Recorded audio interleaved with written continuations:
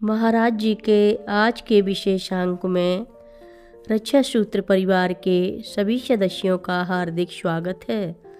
बाबा जी के भक्तों को राम राम। अतः सभी विश्राम करने चले गए। बाबा जी मंदिर के प्रांगण के कोने में किशन के साथ बैठे थे। जब सब चले गए तब उन्होंने 2 खाली कनस्तरों को पानी से भरने को कहा और उसी मंदिर के रास्ते में रख आने को कहा। बाबा जी ने कहा कि यह काम तुम्हें चुपचाप करना है। यह बात आपने किसी को भी बताई तो मैं तुम्हें आश्रम से भगा दूंगा।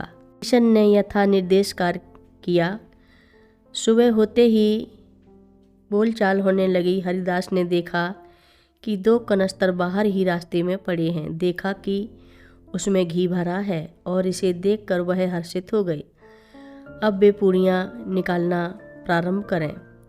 ये बाबा जी के पास दौड़कर गए कि इस चमत्कार की जानकारी उन्हें दे दें, किंतु बाबा जी ने हरिदास को आता देखकर चिल्लाना शुरू कर दिया कि वे कितने लापरवाह हैं कि चीज़ों को इधर उधर छोड़ देते हैं। किसी को कनस्तरों को सुरक्षित स्थान पर पहुंचाने की परवाह नहीं थी और रात भर घी के लिए चिल्लाते रहे कि घी नहीं है, घी नहीं है, कहाँ से पूड़ियाँ बनेंगी।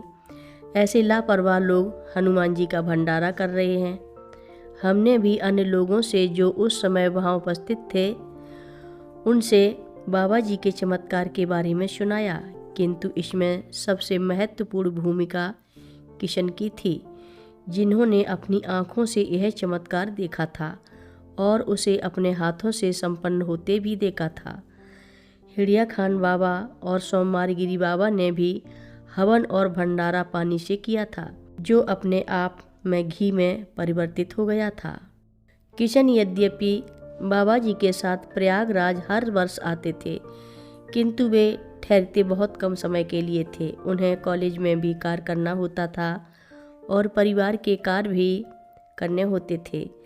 वे अपने को भक्तों में कनिष्ठ समझते थे, इसलिए उन्हें प्रौढ़ भक्तों के बीच बैठने में हिचक लगती थी।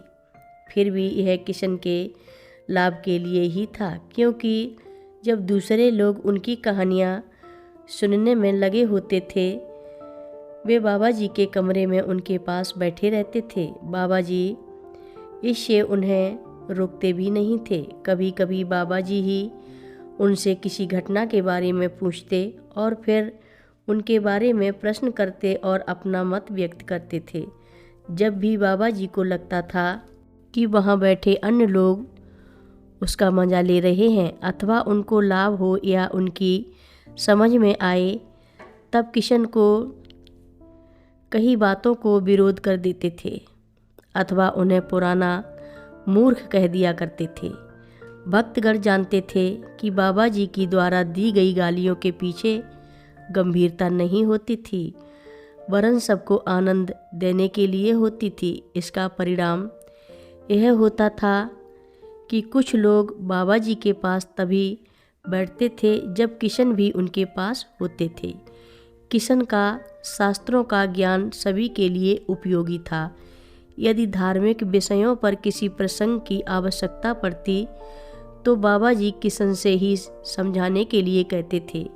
इसी प्रकार जब साधना अथवा योगिक प्रक्रिया की बातें होती तो बाबा जी किशन से उसे प्रदर्शित करने को कहते थे। ये प्रदर्शन प्रयागराज में तो बहुत कम होते थे, किंतु कैंची और वृंदावन के आश्रमों में तो अधिक अवसरों पर होते थे, क्योंकि वहाँ पश्चिमी भक्त अधिक होते थे। वे लोग ध्यान योग और समाधि योग के अभ्यास में बहुत रुचि रखते थे।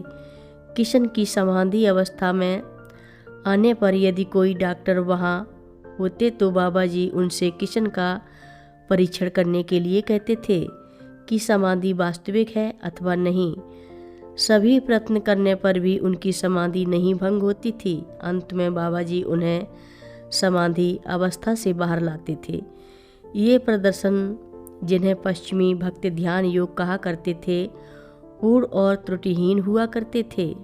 कथा लंबी है, आगे की कथा सभी भक्तों को अगले भाग में सुनाएंगे।